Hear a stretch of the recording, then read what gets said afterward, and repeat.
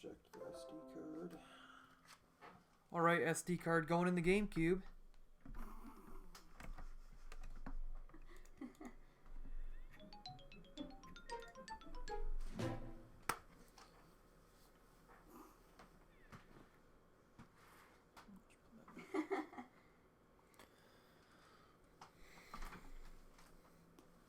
And we're going to get started playing back the TAS.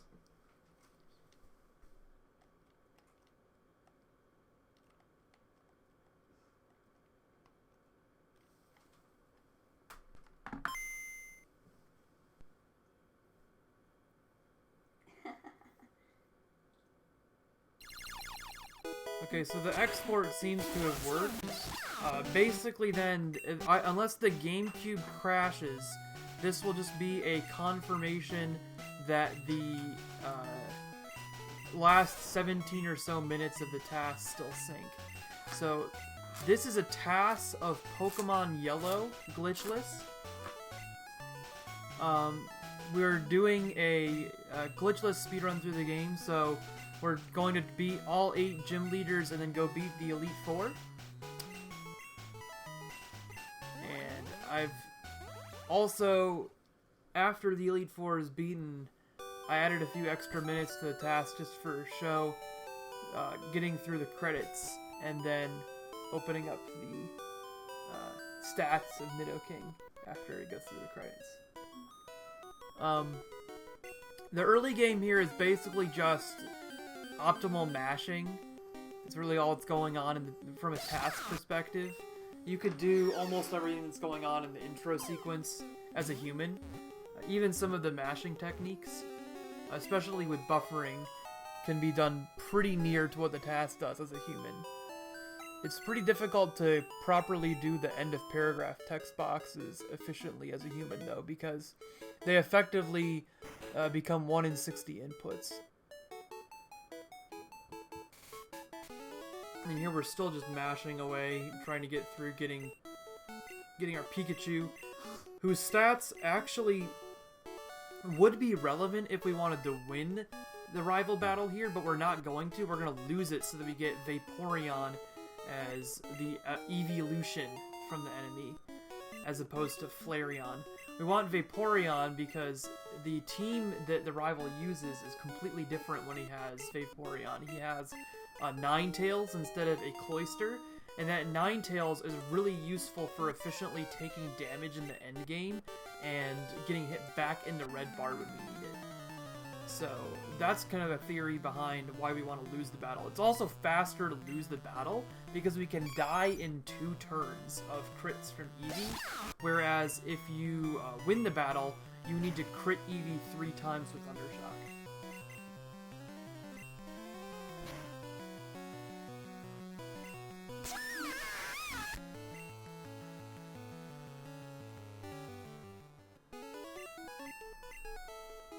I'm going to update my title here. We're doing a console verification.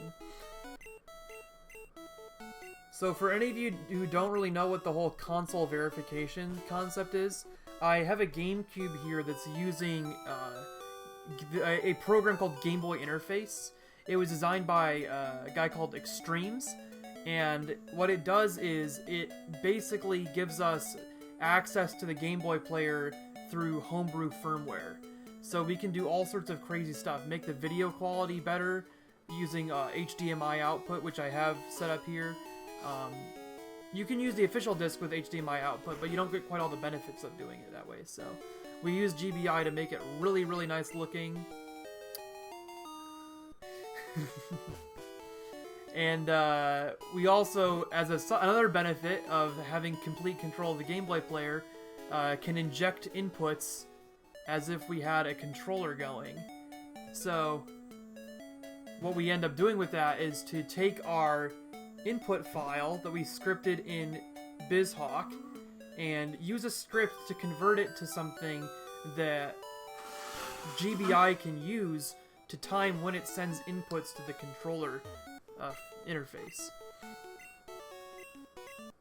Extremes would probably be able to elaborate more on the particulars of that process, but yeah. So from here, what we have to do is avoid encounters walking up and down Route 1. And while we do that, we take a straight path down on the way back because we don't have to worry about getting encounters. We know we can avoid them with A presses or whatever else we need to do. So it's very easy for us to take full YOLO grass, as you would call it.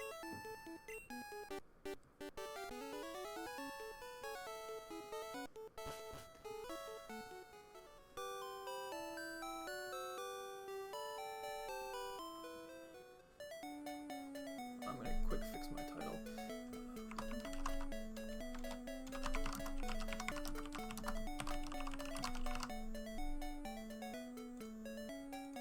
So now that we've gotten through Route 1's grass, we can grab our YOLO balls that we'll need. We call them YOLO balls because we're not going to be damaging the enemy. We don't need to. We can just throw the Pokeball right away because we can predict what's going to happen with the RNG. So we buy 4 of them, 1 for Nidoran, 1 for Pikachu, or not, 1 for Nidoran, 1 for a Flyer, and then 1 for Sandshrew, which was kind of like an idea I had at one point to maybe get a Sandshrew, but that idea fell off, so we're not going to actually use that. It's really not a big deal to get that extra Pokeball though, because it only costs 2 frames per each extra Pokeball. And we need to make sure, absolutely certain sure that we get extras, because we want them to keep filling a bag slot after we use the 2 for Nidoran and the Flyer. So now from here, we're walking up to the Route 2 grass, which is where Nidoran is, and we're going to get our Nidoran. There's going to be a slight pause. You can see that there as you walk up, and that is a precise manipulation of Nidoran's stats. We make a really short wait there, waiting for getting a Nidoran that has very, very good stats. Not actually perfect stats.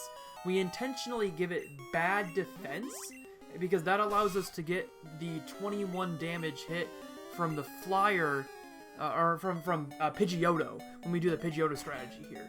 So we get a huge amount of damage taken, and don't need to take quite as much damage from the other Pokemon in the forest as a result. I do wait longer than I should need to there to get the Pidgeotto, because I manipulate extremely specific Pidgeotto stats. The stats are, there's 4 values in Gen 1. There's attack, defense, speed, and special, and they're in that order very specifically, because there's 2 different random number rolls. There's an attack and defense roll, and then there's a speed and special roll. So they're kind of like joined, and then it splits the random rolls, which are both 8 bits, into 4 bits per stat, and 4 bits is equivalent to 0 to 15 in decimal. So that's where you get your DV stats. Or there's 0 to 15 ranges of possible stat, which basically get tacked onto the base stat of any Pokemon. In Gen 3 and later, that's basically equivalent to IVs. So you have 0 to 31 in an IV, roughly equivalent to double what Gen 1's DVs were. So if you have a 15 in a Gen 1 DV, it's roughly equivalent to having a 30 in a Gen 3 IV.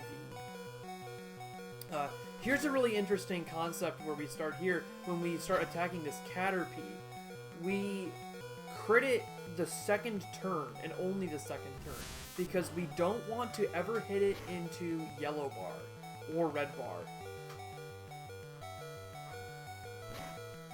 No, this is just for the TAS, really, TBK. And welcome by the stream, dude. It's good to see you. We're doing Pidgeotto Manip in the TAS because it's there's no reset needed, and we can completely manipulate every aspect of the stats involved and the damage rolls. In an RTA run, a lot of things compound to make that not so feasible.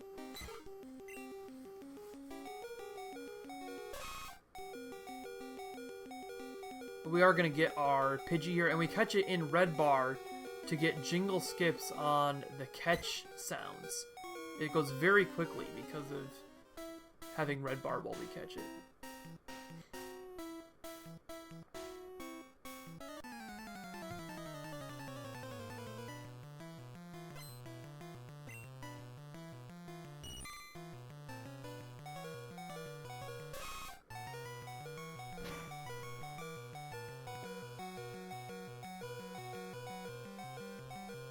Another cool strat you can do in TAS there instead of RTA is the 2 crits that kill the Caterpie there. Usually we use Leer first on that Caterpie to save Horn attacks, but if you lead Horn attack as the TAS does here, then you can just crit it twice and kill it in 2 shots.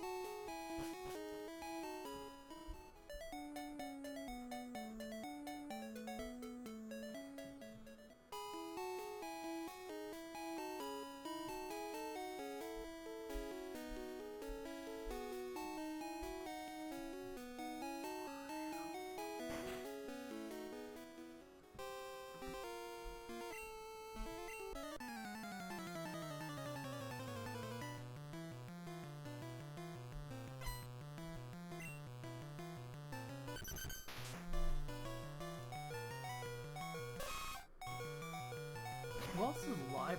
Quay is live. Oh, there's a whole bunch of people live. Okay. Interesting.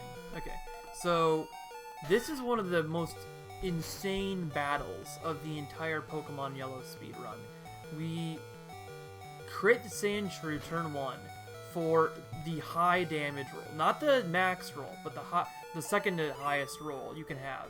And then after we do that, we cause Sandshrew to Gen 1 miss a scratch, which is a 1 in 256. So we go from a 1 in about 200 with the first crit to a 1 in 256 missing the scratch, and then a 1 in 390 because we have to crit again on the second Horn attack on the Sandshrew, and it has to be a 1 in 39 damage roll. So it's a 1 in 390 chance.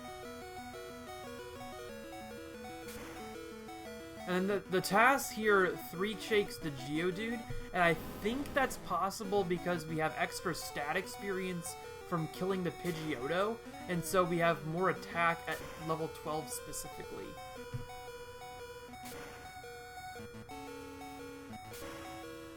Yeah, the Sandshrew fight is probably the coolest thing that the TAS can do in my opinion.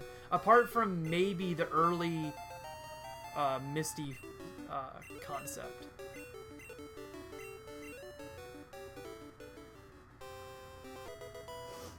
Coincidences would be inaccurate because we've intentionally designed all of these things to happen. It is remarkable that the RNG is flexible enough that we can massage all of it to happen, but coincidence might not be the appropriate term.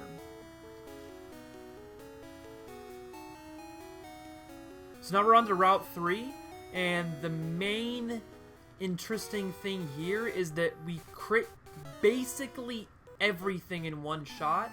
The only thing we don't crit for one shot is the Ekans. We do have to finish it with a double kick shake.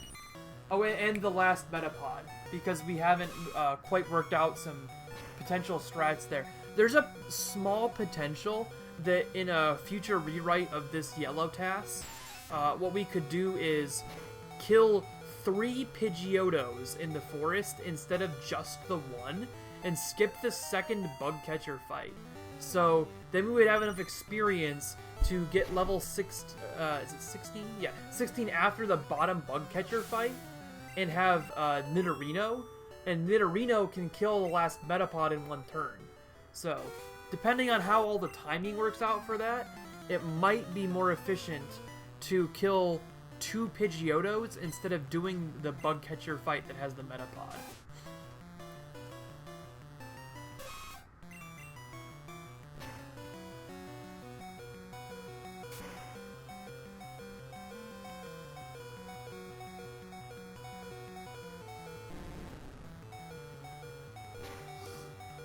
So, and you can see here, this is a 1 in 39 crit on the Ekans, which you need to be able to get the double kick into a normal shake range.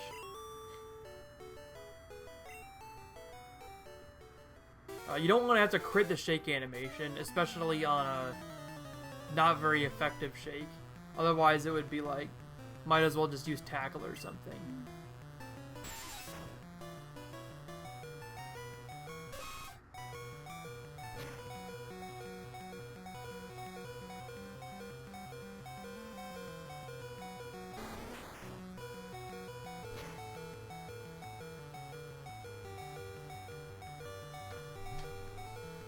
And this is really one of the sections of the run where critical hits are the most important, because we can crit that first Caterpie, we crit Weedle, we crit the second Caterpie, we crit the Rattata for a 1 double kick shake, we crit the Kakuna, the Metapod, and the last Caterpie and the last Metapod. So basically everything on this route benefits from our ability to manipulate every critical hit we possibly can.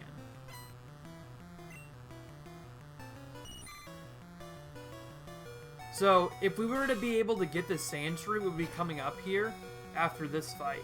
But we're not able to, and the reason why is that we don't have a way to efficiently take damage to get Red Bar. Basically, we can't take damage from this Metapod. And nothing else other than Rattata can give us damage without making us waste a turn. It's not worth wasting a turn to get Red Bar just for Sandshrew. So what we end up doing is, instead of doing the weird get the Sandshrew on Route 3 idea, we just nickname Charmander and load Charmander up with HMs. Which really turns out quite well. Charmander is actually faster to get than an encounter. The reason that we would theoretically want a Sandshrew is that he comes with extra moves than we need to overwrite when we teach some of the HMs to him. Like we teach him Dig, Cut, and Strength all at the same time. So we really would ideally not have to overwrite 2 moves to get to that point. And the Sandshrew only knows 1 move, so if you catch it, then it's faster, because that's like 14 seconds you're saving by not having to do overwrites.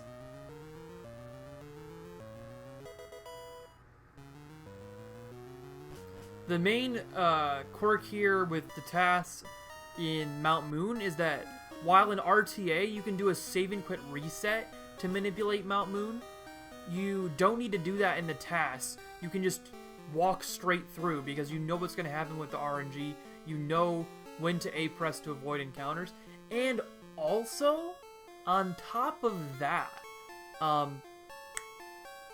you don't need to get a rare candy in the TAS, because you don't need to worry about getting extra experience anywhere. There's nowhere, except maybe in the end game, where it would be worth it to use a rare candy. Because there is one you have to get in Lavender Tower, so you already have that one, and then there's possibly some reasoning why we'd want to use that one. So in a future rewrite, we might see a use of rare candy in the end game again. You can see us manipulating color lag there again on Grimer, where we used Tackle on the first turn to not hit it into Yellow Bar, and then we used Horn Attack the second turn to kill it. Voltorb Derby just finished in 1 turn, and then I think we did the same thing on one of the coffins? Yeah, not this coffin.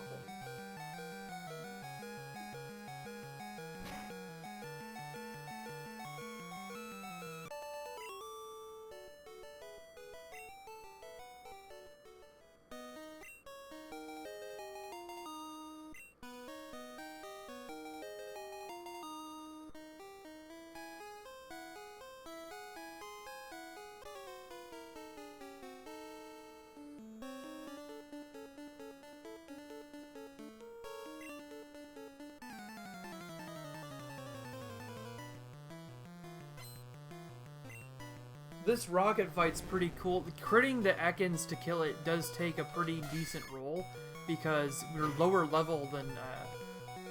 Well, no, we're not lower level on Ekans. Never mind. It doesn't take that interesting roll. Maybe it's the Meowth.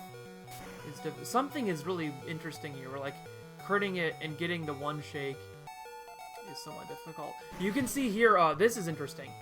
The HP we have here, 11 out of 54, is exactly Red Bar.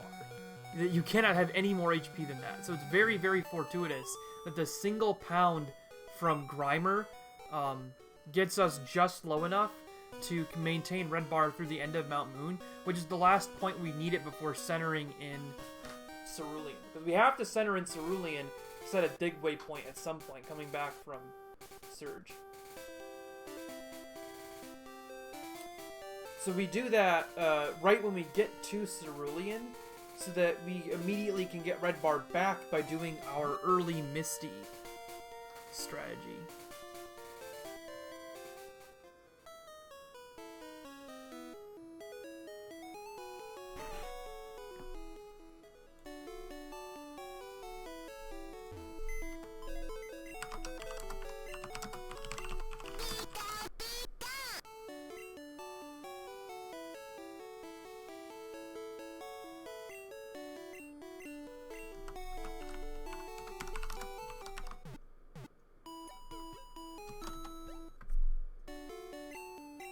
So we've deposited our Pikachu because we don't want him to go through the animation when we revive him, and we are now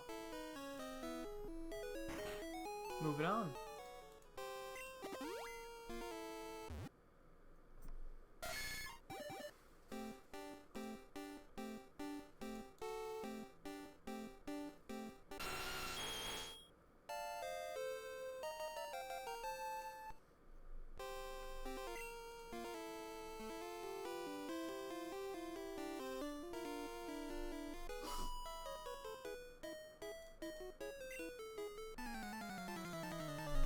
Okay, this is where things start to get hairy, with things you definitely could not do in RTA. There is absolutely no way you're going to make this Misty fight work, and you'll see why. Goldeen isn't too bad. We're Nido King, so Horn Attack does do a pretty decent amount of damage. We crit it only on the second turn to manipulate color lag, and then we do our Misty fight.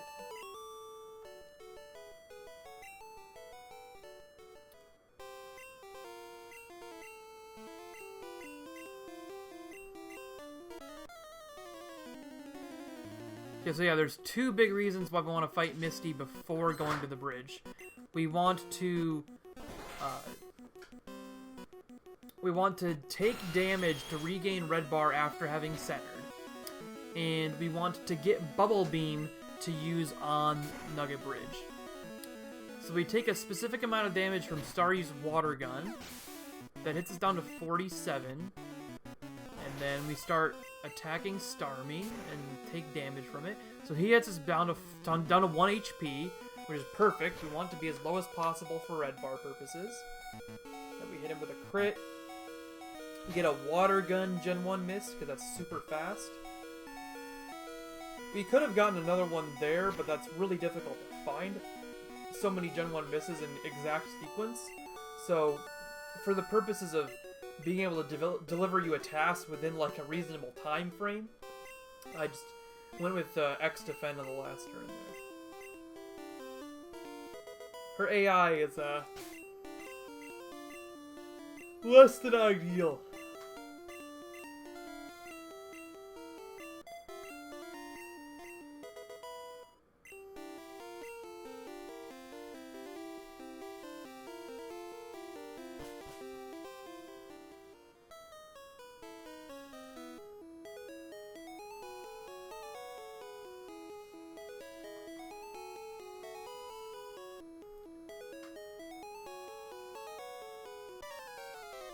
Alright, now we are on to the Nugget Bridge portion. And this is where Bubble Beam starts to show its utility. So we taught Bubble Beam after getting it from Misty. And we did that in the gym intentionally, because it turns out that using menus while you are inside buildings is faster than using it in the overworld in Gen 1 Pokemon games. And now that we've learned Bubble Beam, we're basically just wiping everything out with it, because even though it's not necessarily as powerful to use as Horn Attack for Nidoking, because he has more attack than he does special, it's really, really useful from a task perspective. That double kick, by the way, before I say anything else, the double kick to one shake Eevee with a critical is a 1 in 39 critical. That's a really difficult one to find.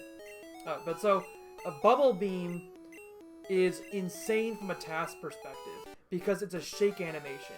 And we love shake animations. There's only one time in the entire run we intentionally use a move that doesn't have a shake animation, and that's when we surf Ninetales at Sylph Rival, because we just don't have anything else in PP. We don't want to refill our PP just to avoid the one shake, loss of a shake animation.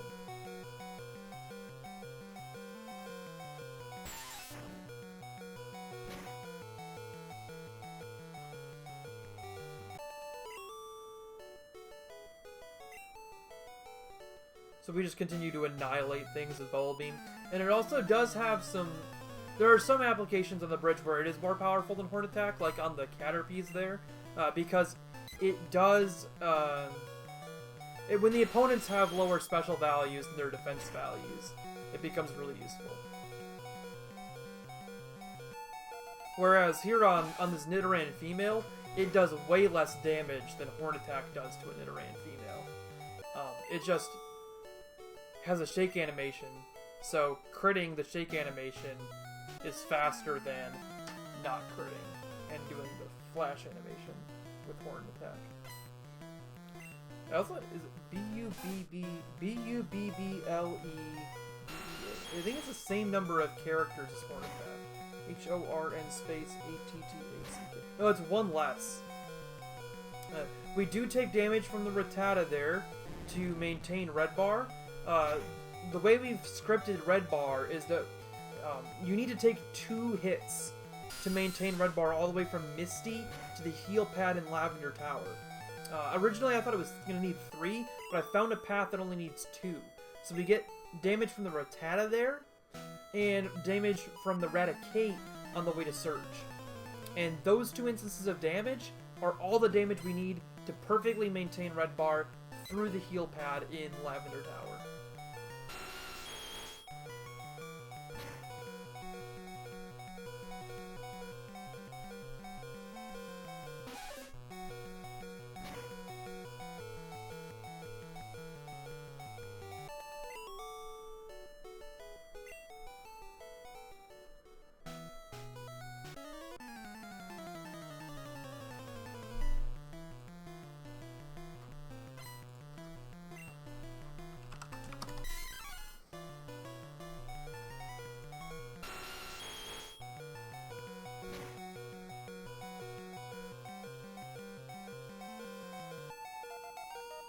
And then this is another really interesting benefit that the TAS gets. When you learn Thrash in RTA, you learn it 2 fights earlier than this, but you have to use 2 rare candies to get to that point, and you learn it outside of a battle because you rare candy to the point where you get Thrash.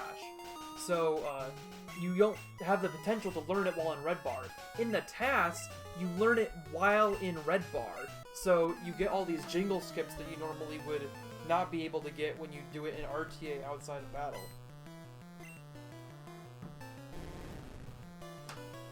And I think this is where we start to make use of Thrash. If we swap Thrash into move slot 1, and then start slamming away with it. Kev! Welcome by the stream, dude. I hope you enjoyed our project here. I'm pretty excited to have made it through Nugget Bridge. And I'm also glad that I'm not losing frames like the last time I did a TAS commentary. So you'll see we do nickname Charmander here, and that's to save frames when we use Strength, and also when we teach moves to Charmander. We save a lot of text.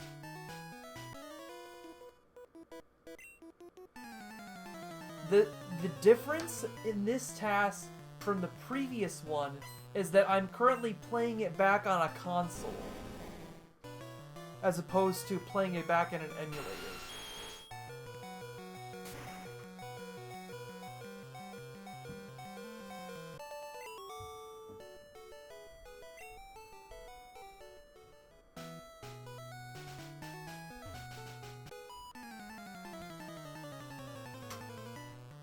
Yeah, there's really no other technical differences. It's just, a vetting of the accuracy of the Gambate emulator, which is it's a slightly different from the one we use in PSR.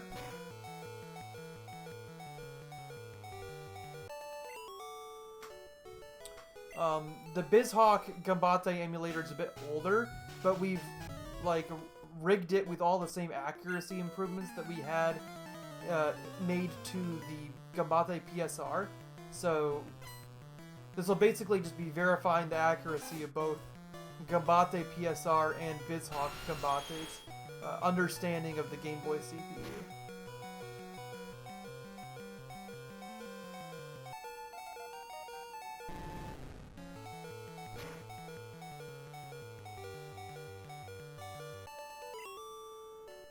Yeah, there's no new speedrun content really here.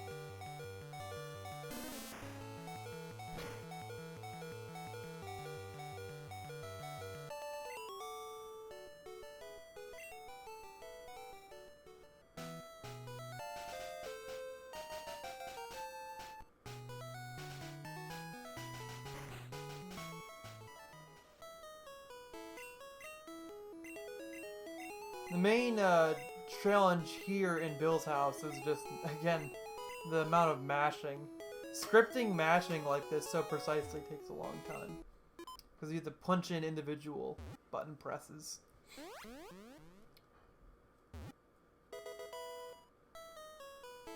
So ideally here what will happen is this, like, playback from my GameCube will continue to work through the Elite Four and through the reset as you like go through the end credits.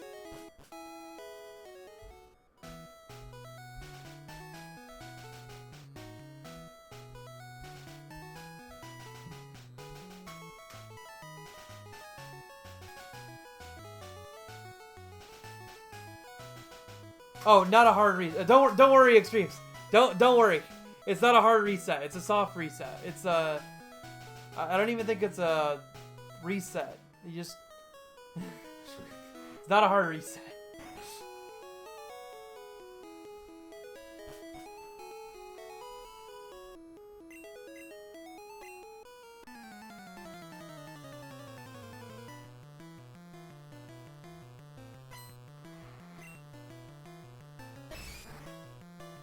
Like when you finish Pokemon Yellow, it goes to like an end. It goes through end credits, and then it says the end. And if you mash at a certain point after the end happens, it resets the game through the soft reset, which I'm almost positive I've already verified it's emulated properly. So I'm not worried about that part on its own.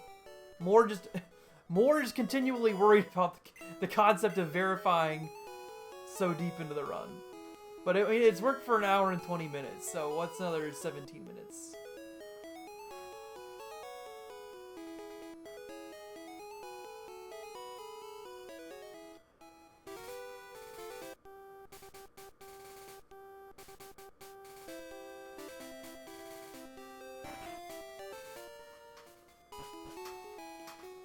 We do still get the underground full restore that, even though we're not going to use it, because it's one of the most efficient ways in the game to get a item that fills a bag slot.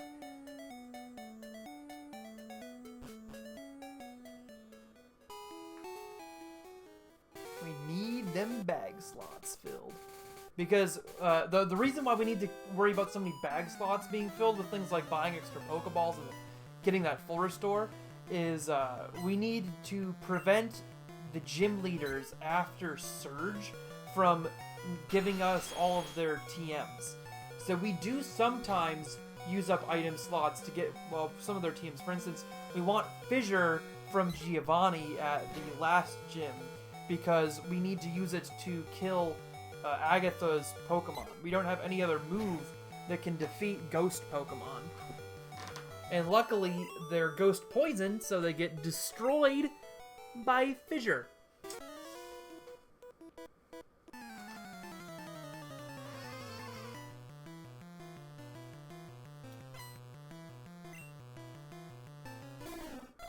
And here's where we do some of our red bar maintenance with Thrash.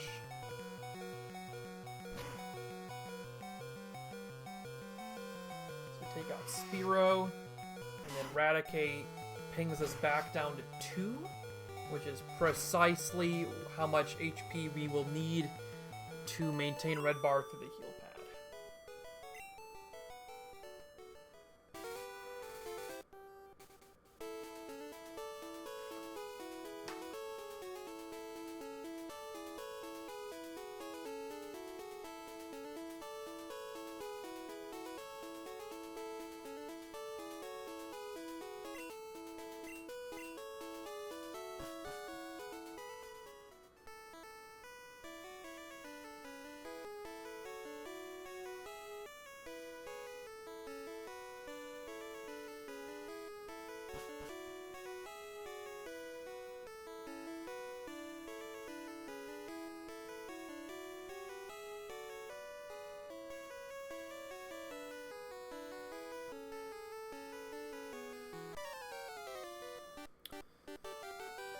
This is where the first use of 4-turn Thrash occurs. So we don't just manipulate not critting any of our Thrashes, because Thrash is so powerful we don't usually need to crit it to kill things. We also manipulate it lasting 4 turns instead of the possible 3 turns. And we do manipulate one of the turns critically. So it's a very specific manipulation. You manipulate 1 turn, not critting. 2 turns, not critting. The 3rd turn, critting the Sandshrew, and then the 4th turn, again, not critting the Eevee for an exact kill. Very precise.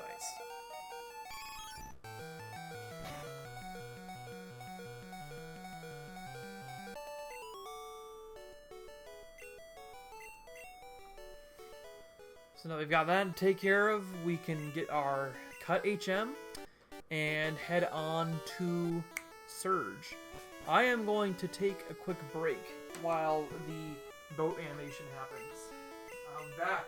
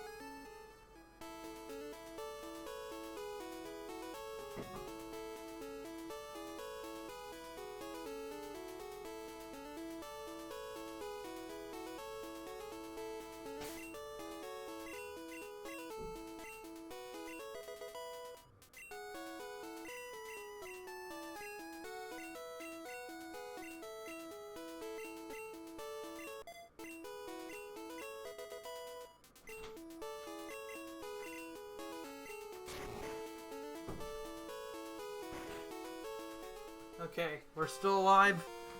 Going to the cans. Cans is super efficient in tasks because we know exactly which can we're going to get because we manipulate it back as we're getting off of the boat. The can is actually set when you enter Vermilion City, so you have to manipulate it by the precise timing of when you leave the boat. And then the placement of the second can is manipulated as you select the first can. So we manipulate Growl fail from Raichu, and then we get 2 high roll normal thrashes so that we can 2-shot the Raichu. Can't kill it in 1 shot with a critical at the level we're at, so we just get 2 normal hits.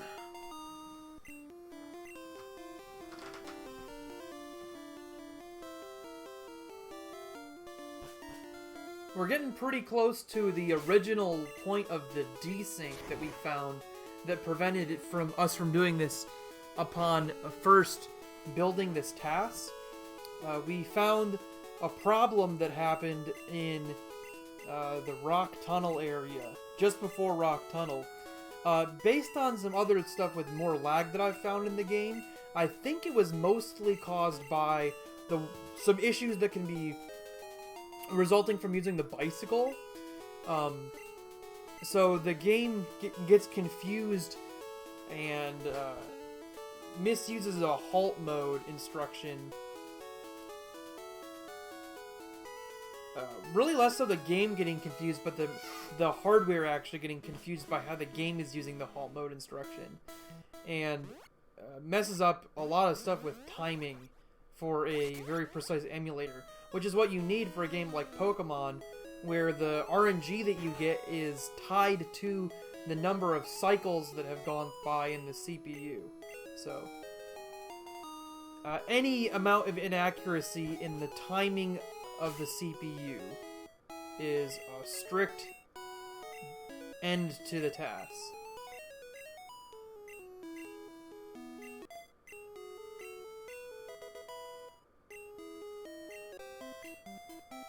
So we're not quite there, but we're getting there now that we're on the bicycle.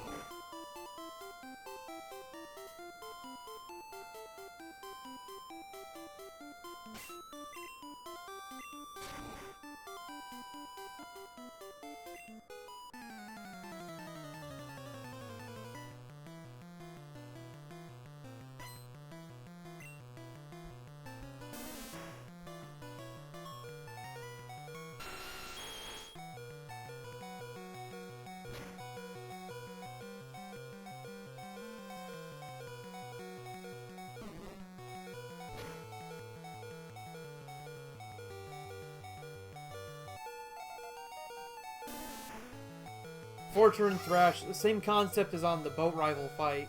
They're manipulating the fact that Thrash gets 4 turns. And that actually, the point where we manipulate that is when you first use Thrash. So it can be kind of difficult sometimes to properly evaluate that whole thing. You have to use Thrash and then make sure it does everything you need it to do for every turn from that first point when you use it.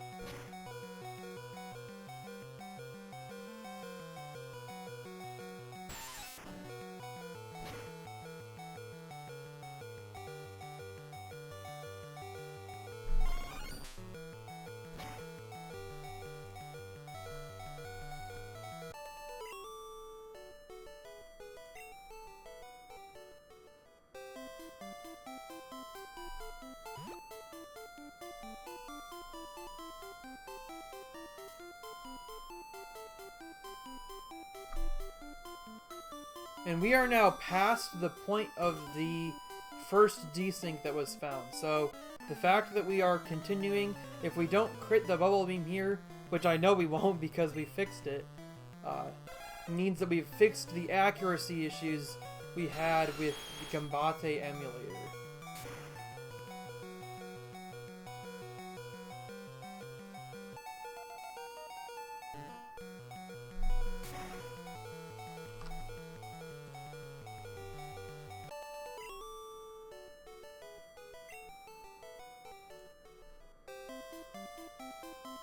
I'm going to tweet this out, which will inevitably, of course, mean that it desyncs.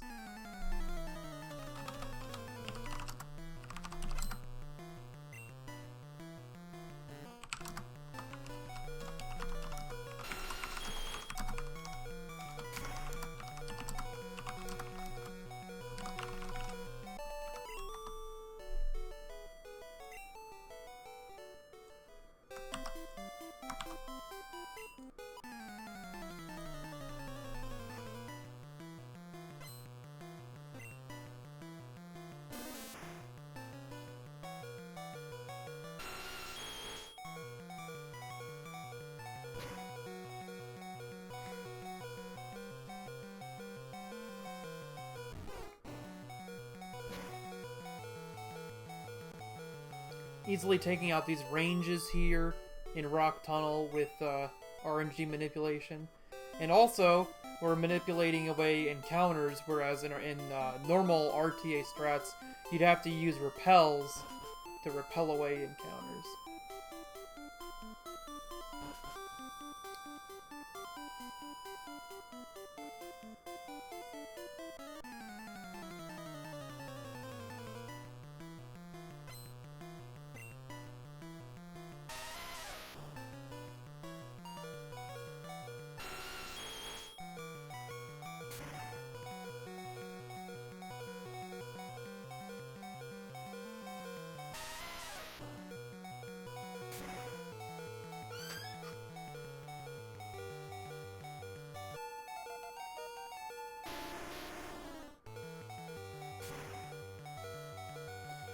There was a cool strat that was done in Japanese TAS of the game, so the Japanese language translation. Not even translation. This is the translation into English. The more well-known version being the translation. The original Japanese game, untranslated. It is faster to use Thunderbolt on the Geodudes, have them self-destruct, and Gen 1 miss hitting you with self-destruct. Because when they do that, their HP bars don't animate falling. They just instantly disappear.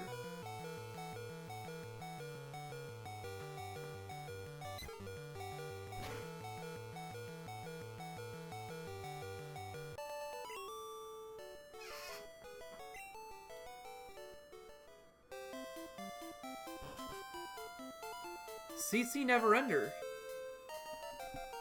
Welcome by the stream, dude.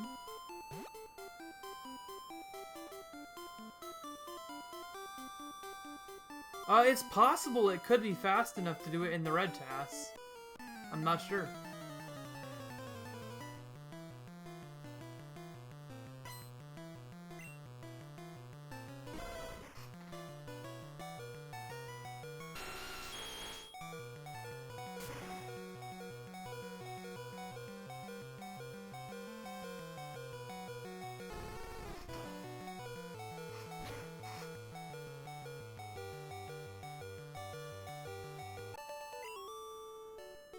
The real question is Kev going to assist with routing the red TAS?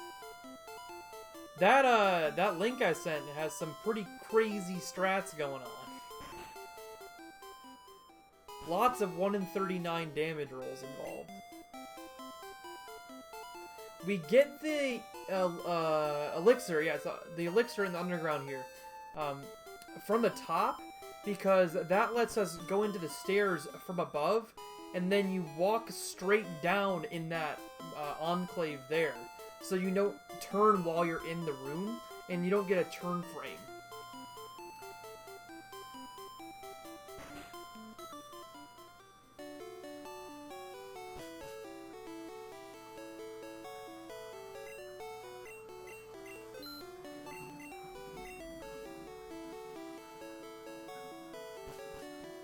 I love watching console playback of these freaking crazy shopping trips. And the menuing involved.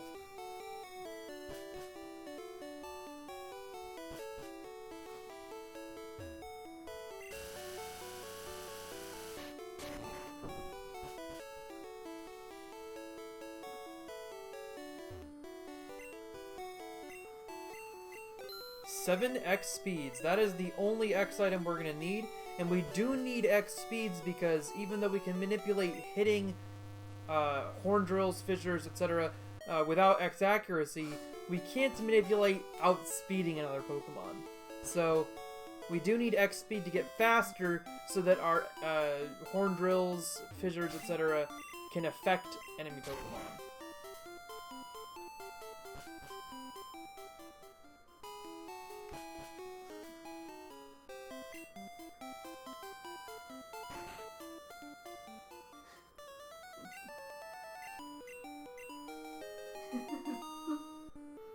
I got my girlfriend Jen here. She's hanging out. while we finish this and looking at memes. So, yeah, again, I love the visual appeal of the scrolls that you can do in TAS here. They look really cool, especially on console.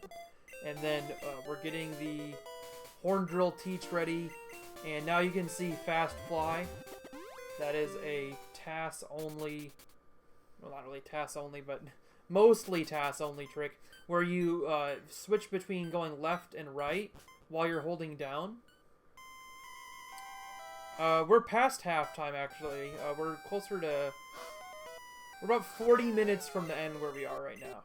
The game really picks up in TAS, like how quickly you get from Lavender Tower to the end. It's really interesting. She knows a lot about Pokemon, actually. Yeah, she is working on IV training some EVs right now.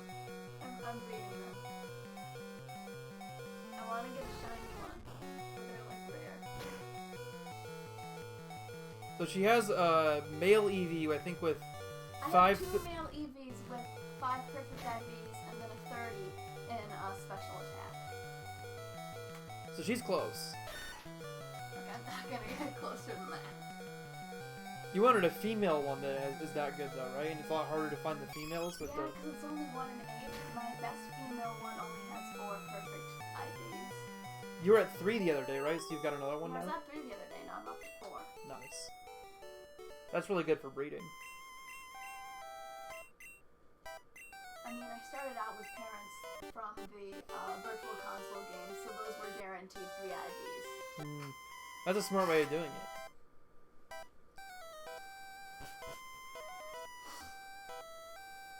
She generally can understand what I'm talking about in terms of the Pokemon strategy, but if I get into like emulating the hardware and why the TAS failed, it gets pretty dicey.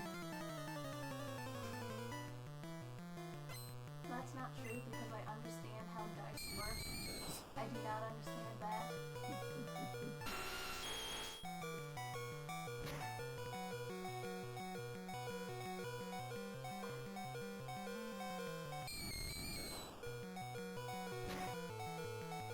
And yeah, we are doing the rock slide skip strategy here, but it works out perfectly because since we know that Thunderbolt can critical, it's exactly as fast, actually faster than using rock slide because our Thunderbolts have shake animations. I do have no idea what language you're speaking. You're speaking English. That's what I was talking about with the... Yeah, I figured, but then I saw it and I'm like, well, that's technically not what he's asking. just to make sure that everyone knows, he's speaking English. He only speaks English.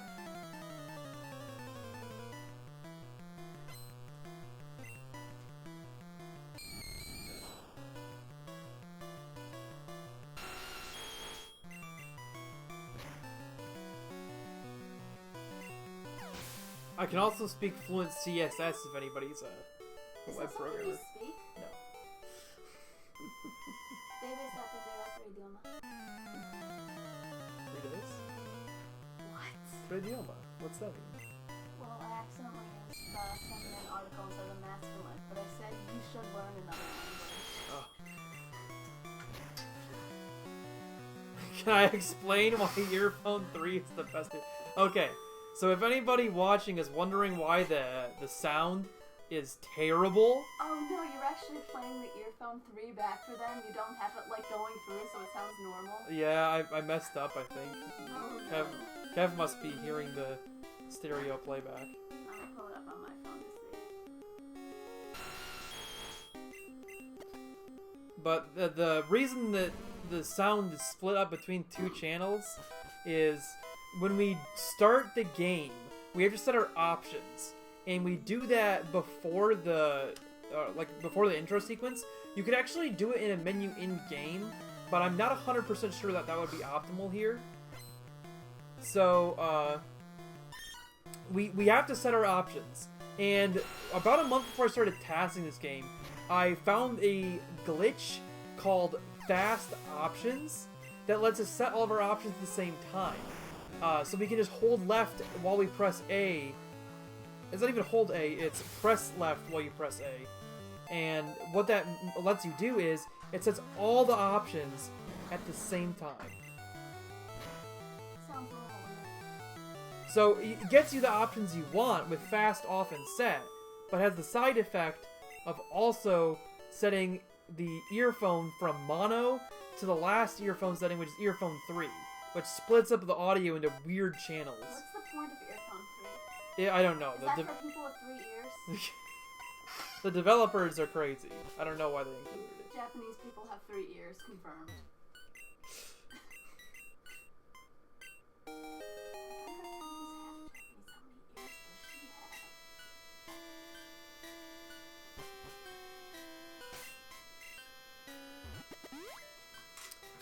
So now we're going to Celadon.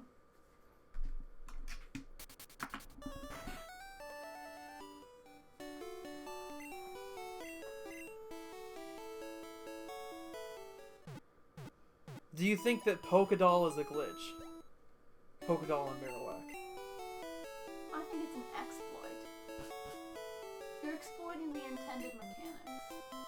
It's not your fault that the programmers gave you an easy way out.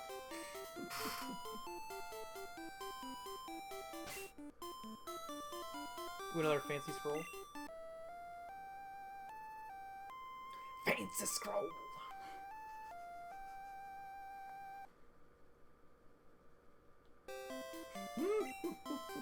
He says very good. Did I pass the test? I think I passed it. Good opinion. Good opinion. Would I have had to leave if I'd had the wrong opinion? Would I have had to leave if I said it's a glitch? All the Luminips are glitches. Like riding your bike right now, that's a glitch. Well, actually it is, because we found out that that halt bug in the CPU is caused by riding the bicycle, probably. You're literally not allowed to play the game because of the glitches. Because everything in this game is a glitch. You're not allowed to play it. There's no such thing as a glitchless speedrun. Like, oh no. Yeah. Although, the problem with the game being so glitchy, it's like that Incredibles dude. Everything's a glitch, then nothing is. Exactly. That's basically Pokemon in a nutshell. If everything is a glitch, then nothing is. Kev, you should make that image macro.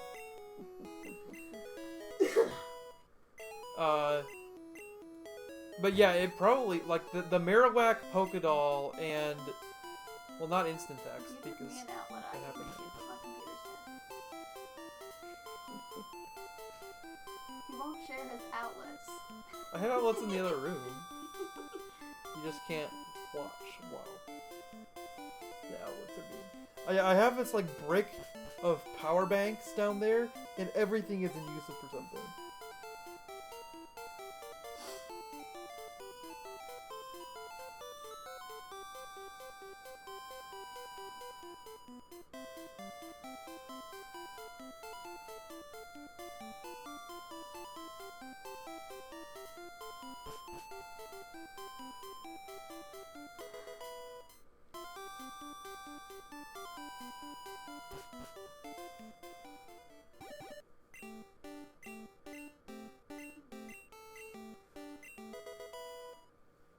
Okay, we have Surf now. We're about to the hour mark, so we're actually about 2/3 of the way done with the run.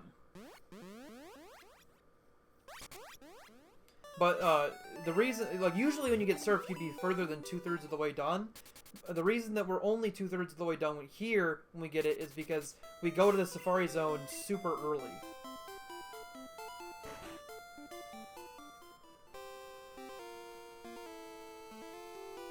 Because we want to go to the Safari Zone before we go to Koga's gym to fill up our bag and make us not get Koga's TM.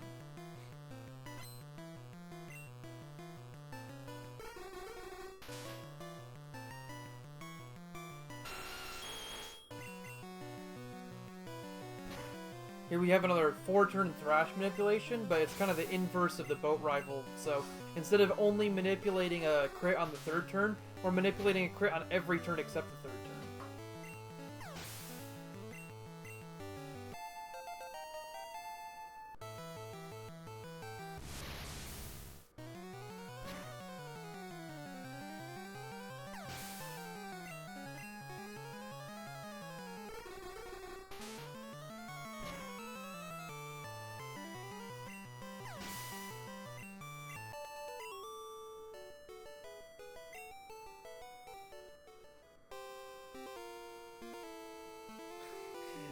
Okay, another question from Kev.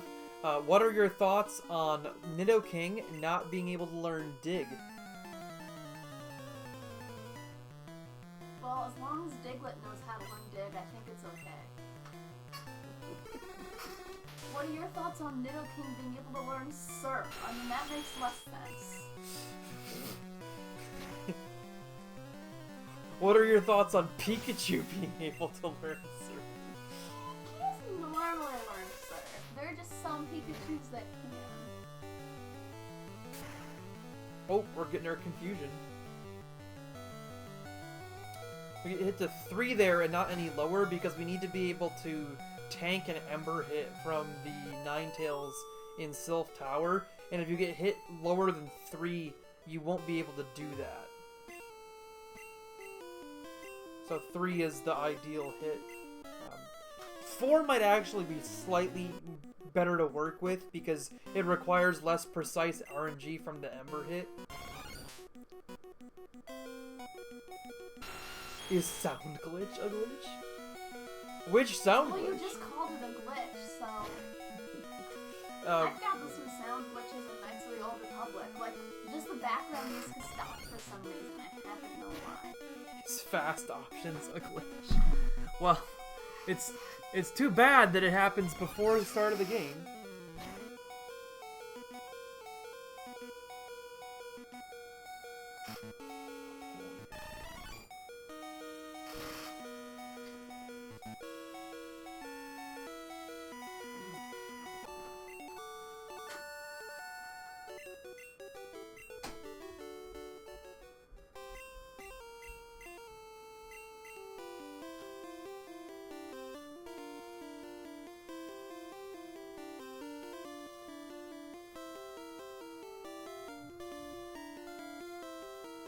Botters can't find it.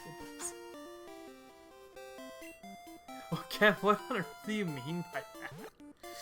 Only the bots find the manips or something? Botting is a glitch. All manips should be found by hand. Okay. Okay. That's an interesting perspective to take.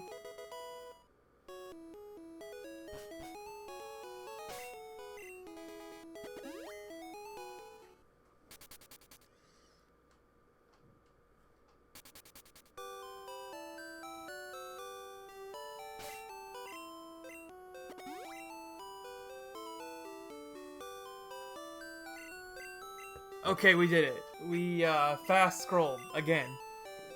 All the way to Surf. And now that Nidoking knows Surf, we can surf to the mansion.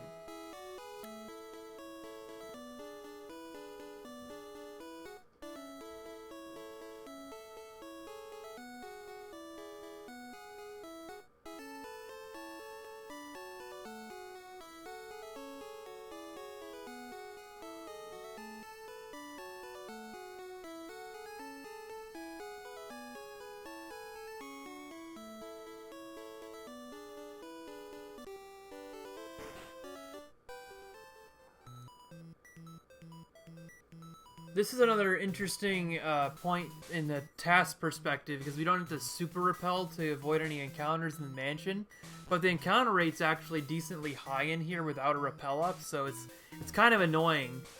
You have to be constantly messing with delays to find optimal ways to avoid encounters.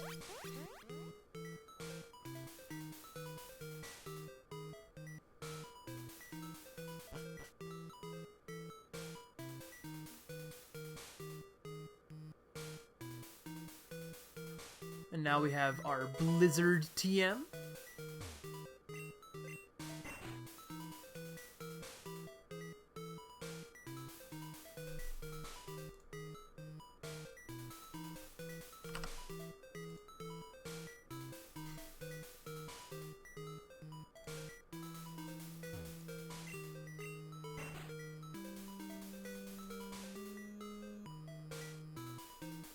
And we can use our Blizzard TM to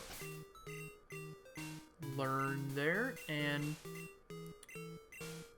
what we will be doing because of that is going to Erica and beating up Erica.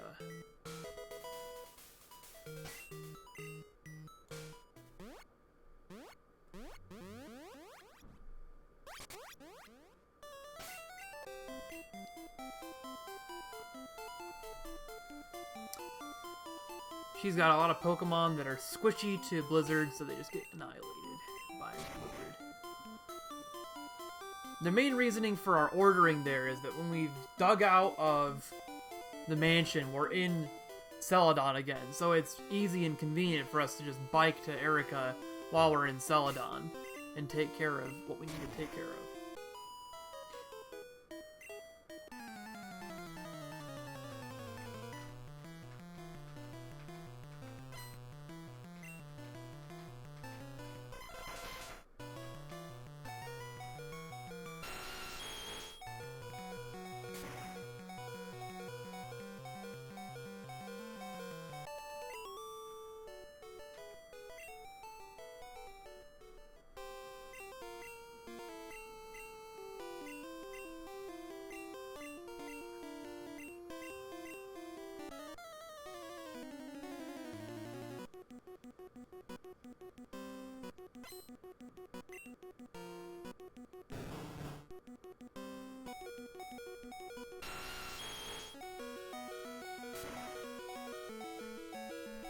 So we get Blizzard. Don't even need a critical on Tangela to kill it.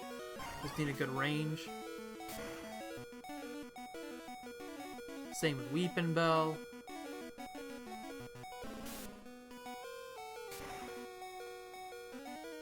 And same with Gloom.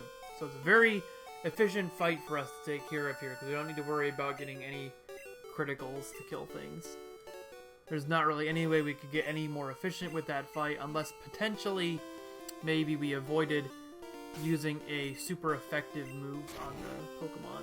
Like if we had a way to refill our Horndrills effectively, we could do that and not have to worry about a super effective move. But there's not always a great efficient way to refill Horndrill PP. And now that we've finished off Erica, we are at Blaine doing Blaine's questions. And we want to do Blaine now because when we dig out of Blaine, we'll be in Celadon again and we can bike over to the Sylph Tower.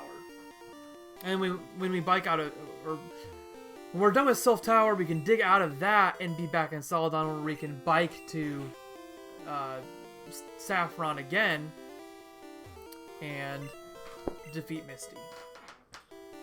So it's a whole bunch of efficiency we're getting out of having this hub we created in Celadon by centering there after the Lavender Tower split. And now anytime we finish a little section, we just go back to Celadon and use that as our hub. Another really important aspect of why Koga is so nice to do really early is when you do Koga, you have to do the gym and then go get the strength HM from the Warden. And then once you've done that, you need to fly somewhere. Well, you don't really want to fly to Celadon because you're going to end up there when you dig out of somewhere eventually. So if you fly to Pallet Town and get the mansion sequence out of the way, you are in perfect shape to then dig out and be in Celadon.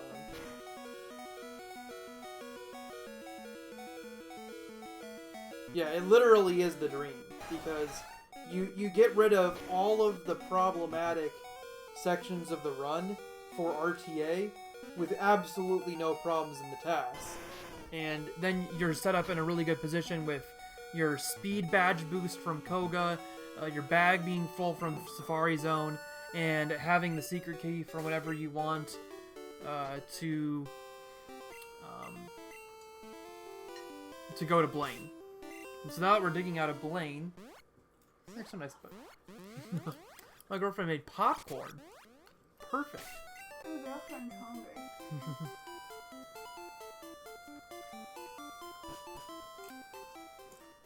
The perfect snack for watching a perfect TAS. I joke, this TAS is horrible. We need to bot it more. Bot why? I'm sorry, that was bad.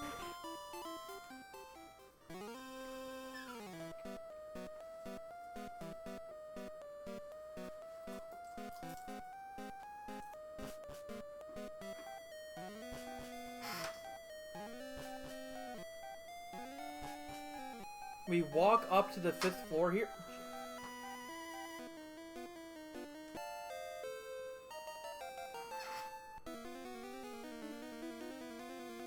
We walk up to the 5th floor here because it's faster than using the elevator to walk up to the 5th floor.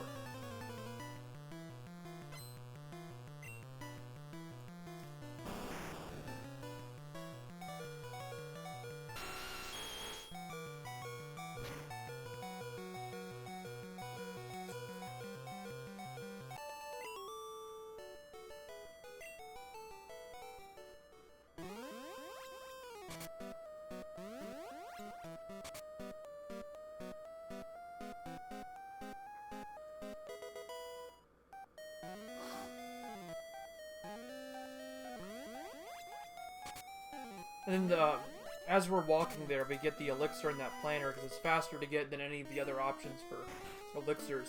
The only other option we really have is to get the elixir that is hidden in Lavender Tower. And that's slower, obviously, because you have to take like 2 extra steps to get to it. Whereas that planner elixir is on your path over to walking to the guy.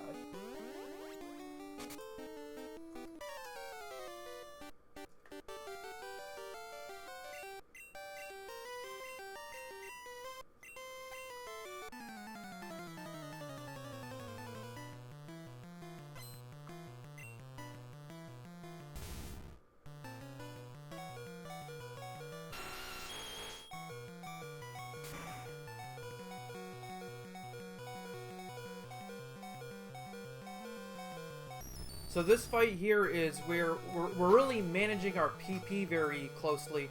We're running out of PP in most of our moves. We've used all our blizzards. We've used all of our horn drills. We need to refill. And so what we do is we use elixir on the turn on Ninetales where we need to take damage and maintain our red bar. So we get hit back down to 1 HP from Ember in the same sequence that we refill with elixir. Yes, Kev. Turns out that we barely don't have enough PP to not use Surf. This TAS is unoptimal. We have all sorts of... We're not manipulating every genuine mist that we could get to have an efficient TAS. But this is the TAS that exists now, and in the future somebody will build a better one. Maybe me, maybe somebody else. But I don't know if there's a better way to do the surf thing, because there is not really a great way to handle the PP maintenance.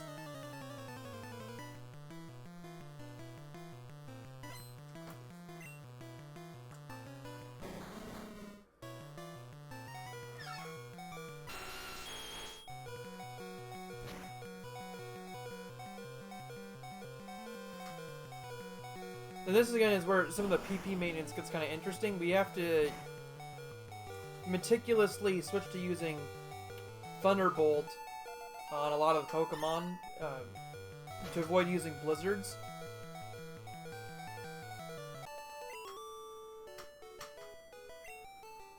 Yeah, it works out perfectly, except that we really wish we could use Horn Drill instead of Surf there. We just don't have quite enough Horn Drill PP to make that a possibility.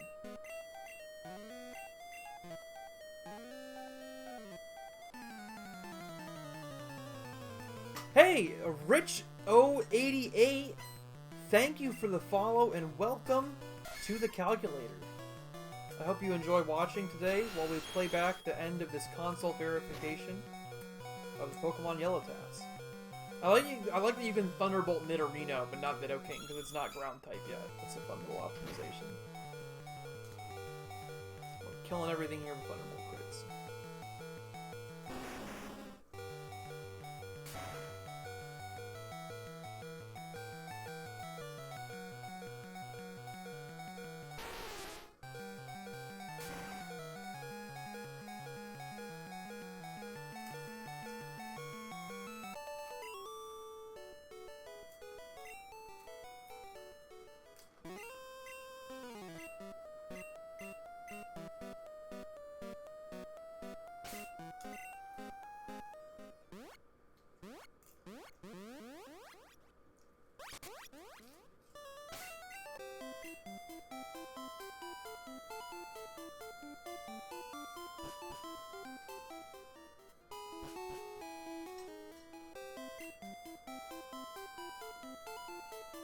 So now that we've taken care of all of these other things, we have enough experience that we can outspeed a Alakazam at Sabrina after using an X speed.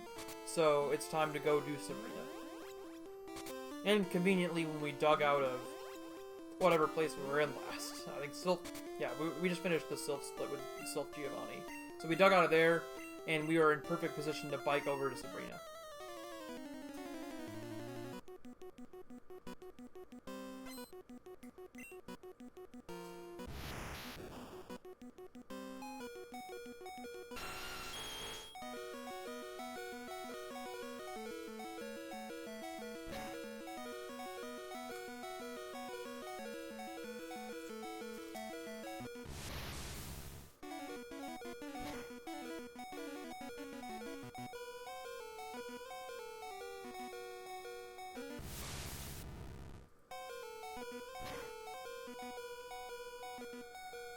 Okay, this is about where I would verified to previously.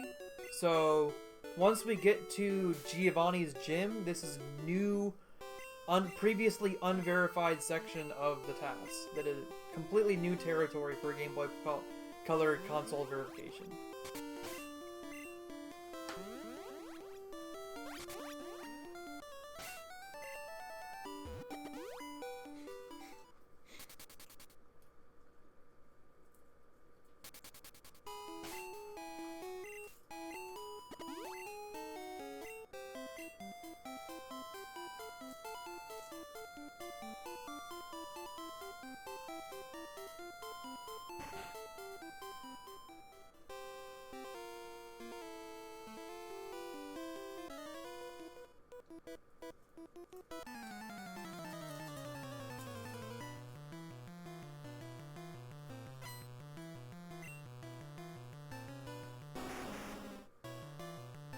Taking out Rhyhorn with a Blizzard here.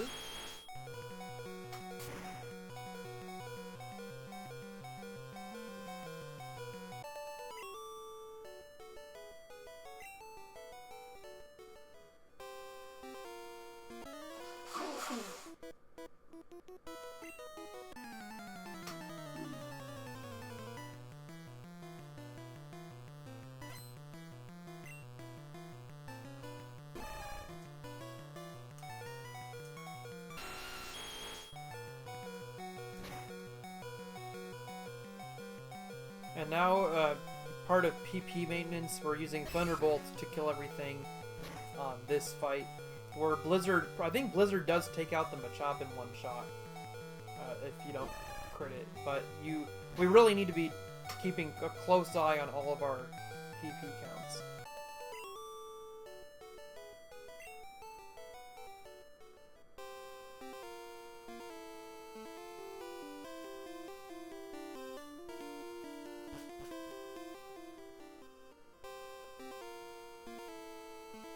And now we are on to the Giovanni fight.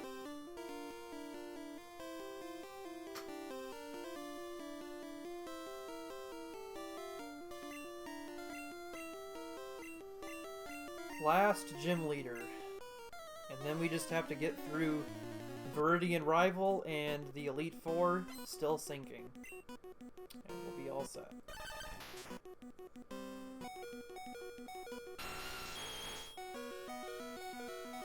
So there's X speed, we get guard spec so that we have a very quick horn drill use over on Doug Trio.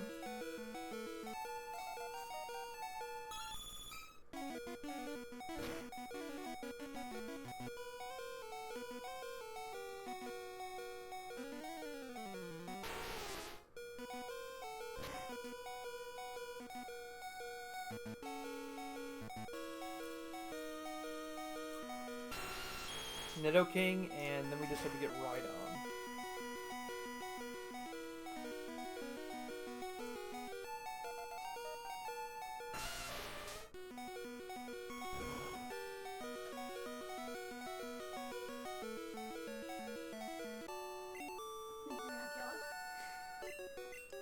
I did. Wow, good job. What luck.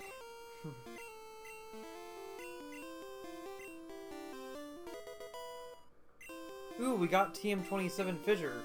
Normally you wouldn't do that in a RTA speedrun, but like I was saying earlier, we need Fissure to take out Agatha's Pokemon, because we didn't get Earthquake. We never went to the usual Earthquake room in the Sylph Tower, so we needed to get Fissure, and now that we have it, we teach Strength to Charmander, and we get that Fissure TM. It is slow, Kev. Would you prefer that we go get Earthquake? For once in history, Kev prefers that we go get Earthquake.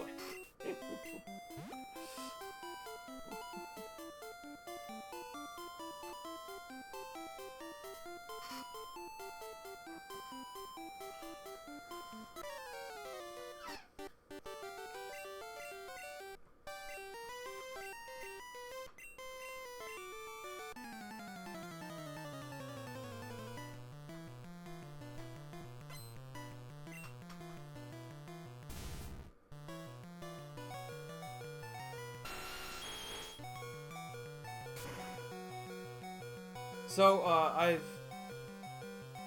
taken off Friday to do a celebratory stream. Hopefully this continues to go well and we can actually have a true celebratory stream and not a figure out what went wrong stream.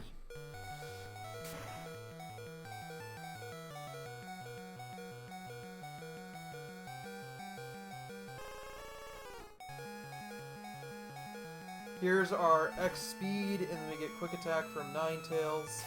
That is more HP, red bar management, and we need to be able to outspeed Kadabra. So.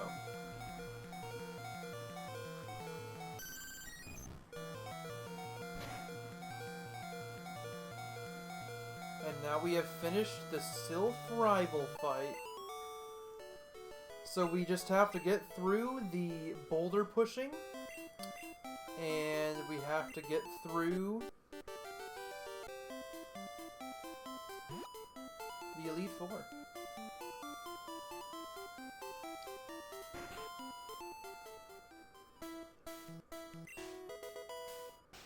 We're gonna need some Kevin Turtles coming up soon.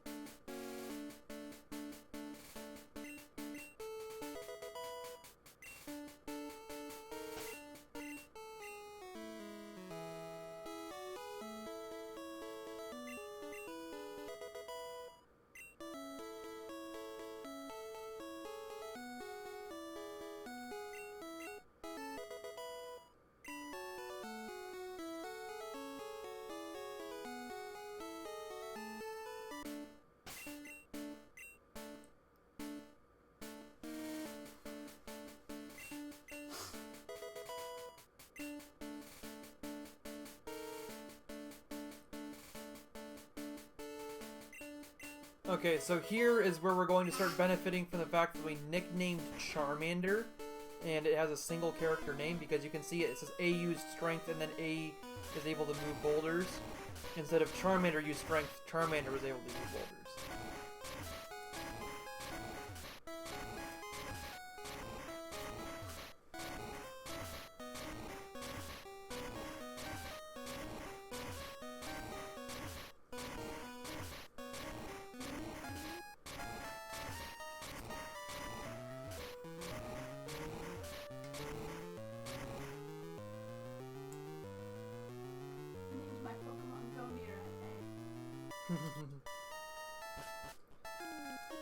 This is what you have to name Nidoran, though. It's required.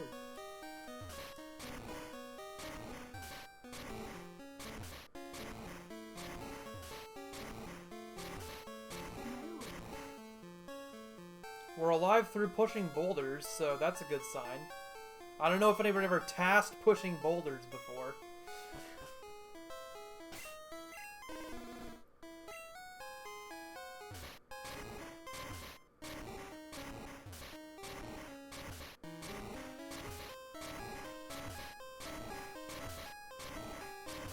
And the fact that we haven't gotten an encounter is also quite a good sign.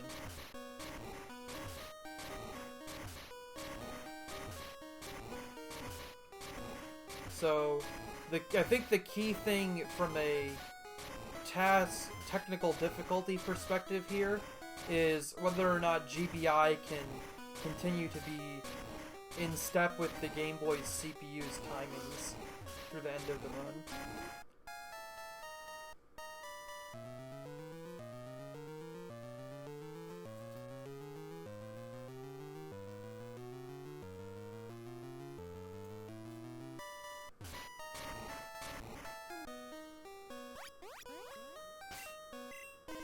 So we have to use strength, we have to use an elixir, and use the bicycle.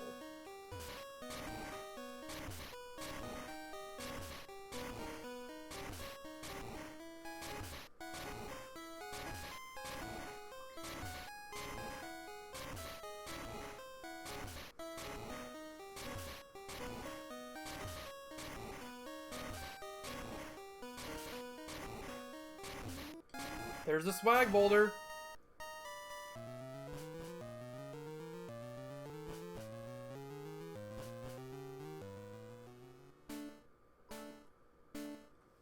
One bid for the swag boulder.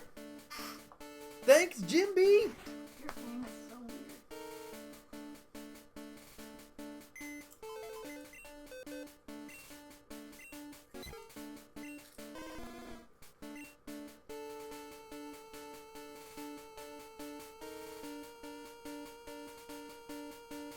I need to get you to play a real game like Hodor someday. A real game.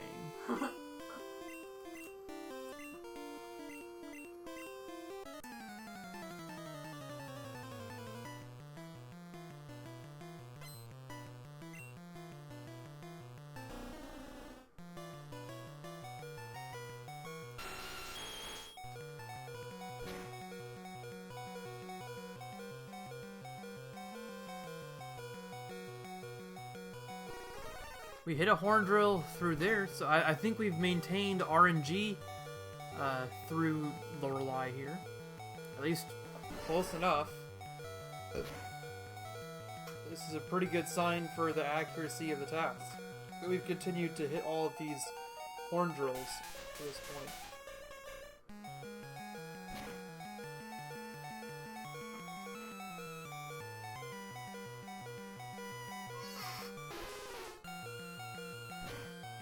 And Lapras is going down.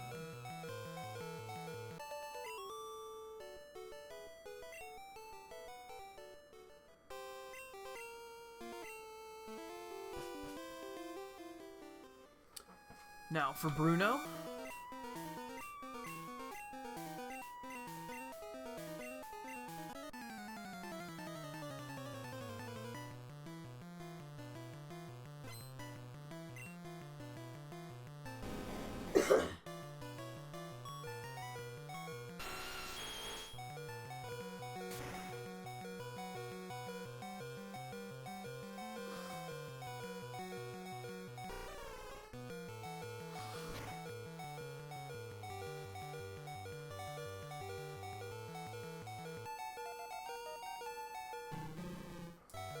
Using Blizzard to take out most of Bruno's Pokemon, and then we use one Horn Drill on Machamp since we can't kill it with anything else.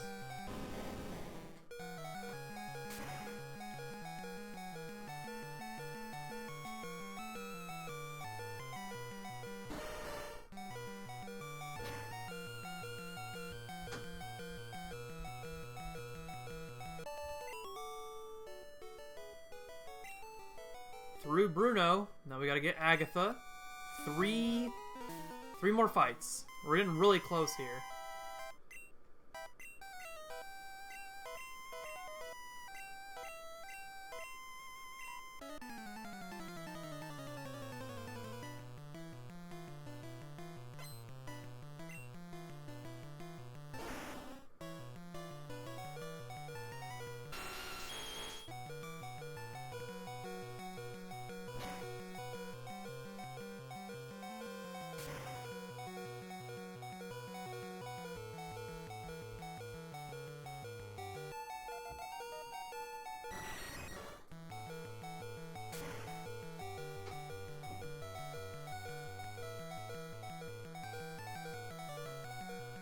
We're still live through Agatha here.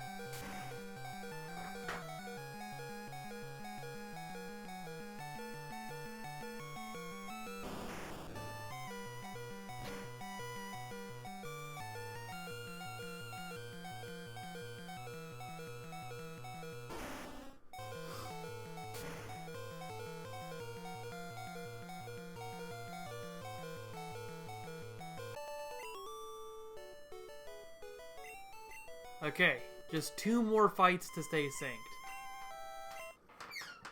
We're getting really close. We got our elixir use. We delayed the door closing and opening animation so that we didn't run into it when we left Agatha's room like you do the other rooms. So, we are in good shape and we are at the end of the run.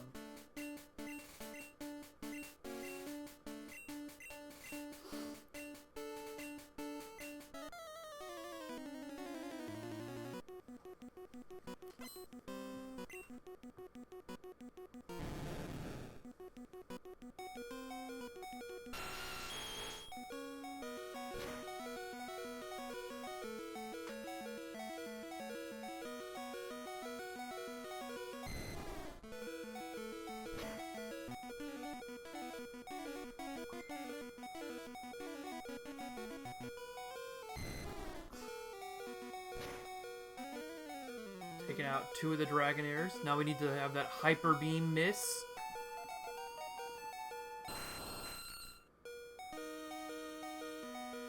Good. And Blizzard kills after critical. And we have one more Blizzard here on Dragonite that needs to critical. Just barely. It is literally 1 HP away from being able to kill without a critical.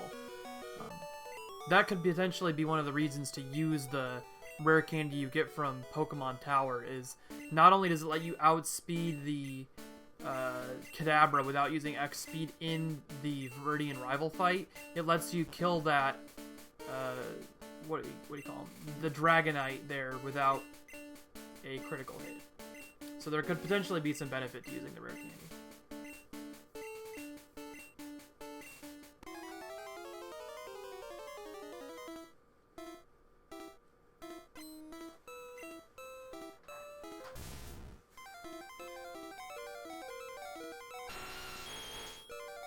Alright, we hit Horn Drill on Sandslash. 5 more pokes, and then we have to hit all of the text boxes through the end of the run. I'm just gonna turn on my TV here so you guys can see that this is the end of this is really coming from a console. I'm gonna show around my camera here. So this is the TV showing the playback for my GameCube, and this is the GameCube here. You can see the controller that is plugged in is not being pressed at all. We're just reading back inputs from that SD card to do the playback. I could even unplug that GameCube controller and it would still keep playing back. We're using an HDMI splitter to split the feed from the GameCube to the TV and then also to the capture card I use. Alright, we did it! We beat A. We're not completely synced though. I'm not going to do a happy dance until we sync every input through... White screen or through your opening meter in at the end? Well, I'll be extra excited if it works through that, but I'll be really excited if I get through the official TAS end with the last input before the credits.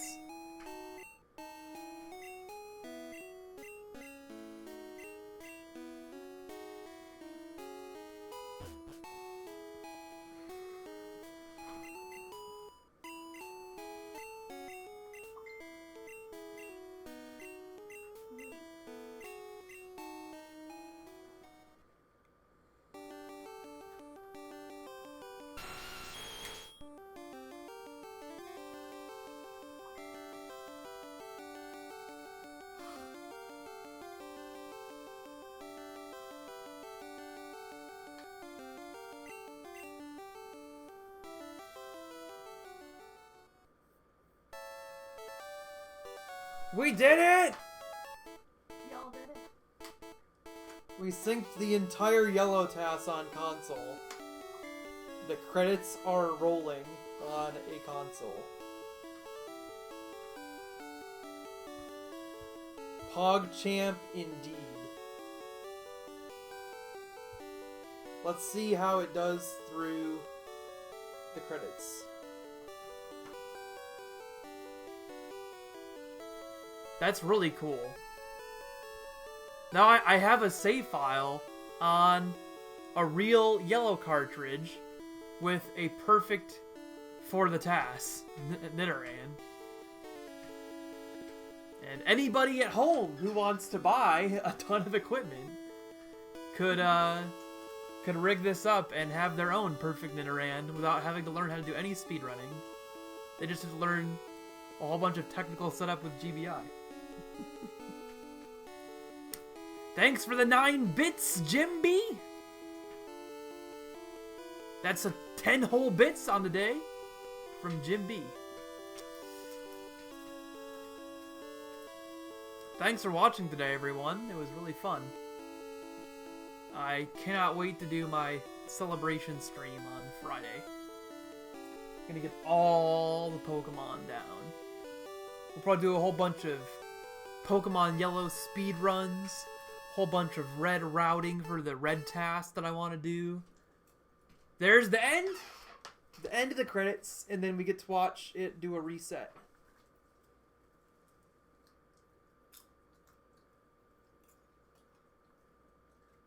Okay, so it cleared the end properly. It's still synced through the credits then. That's really cool. Alright. We did it. That's as much as I have written. I kind of want to write the task to Mewtwo, because it would be kind of funny, and it would mean that the task to Mewtwo would be the longest console verification of any task ever. That would be hilarious. I might do that as like an encore on Friday, because I'm definitely going to do an encore of this as part of my Friday stream.